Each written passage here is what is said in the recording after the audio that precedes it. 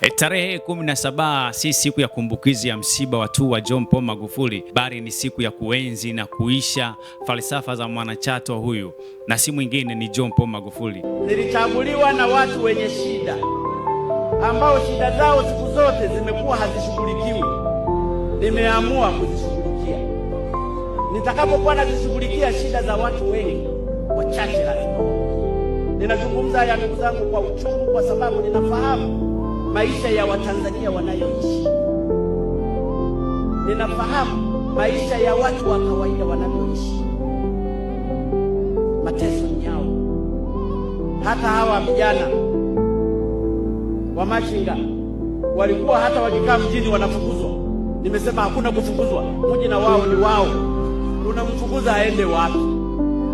Mtengenezee mazingira ya kufanya biashara ili siku moja naye atajirike badala ya kufukuza.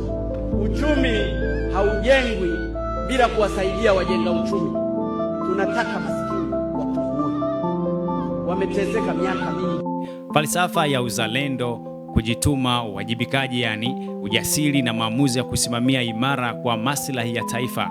Ni mwanafalsafa ambaye alijitenga kabisa kuhakikisha kwamba anasimama upande wa wananchi. Mamia kwa maelfu watasafiri kwenda Chato kukumbuka siku hiyo, na wapo watakao kwenda kwa sababu ya historia, lakini ukweli unabaki kuwa falsafa ya John Pombe Magufuli haiishi kwa uwepo wa watu wengi, bali inaishi kwa uwepo wa watu wanaoamini katika kutekeleza majukumu yao. Kama wewe si muumini wa falsafa, maono na misingi aliyosimamia, tafadhali tunakusihi sana, unaweza kutazama kwenye TV.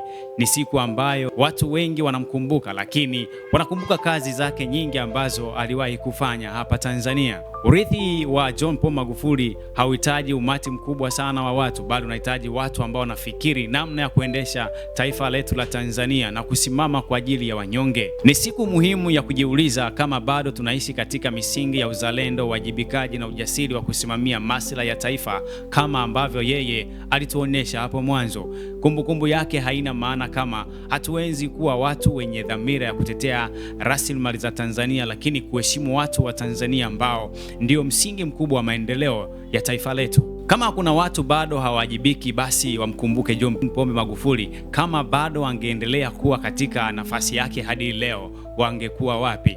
Alisimama kutetea maslahi ya Tanzania, alisimama kuhakikisha kwamba yeye ni ametoka kwa Mwenyezi Mungu na hakika yupo kwa ajili ya Watanzania. Ni siku ambayo tunamuenzi na kukumbuka, si siku ya kusherekea na kula ubwabwa, bali kukumbuka yale yote mazuri ambayo yeye aliyatenda juu ya Tanzania. Aliipenda Tanzania, aliwapenda Watanzania, alipenda kila Mtanzania afurahi. Lala salama John Pombe Magufuli. Ni miaka 5 bila John Pombe Magufuli. Hakika tunakukumbuka John Pombe Magufuli. Hii ni CF Media. Mimi ni Jackson Wilson.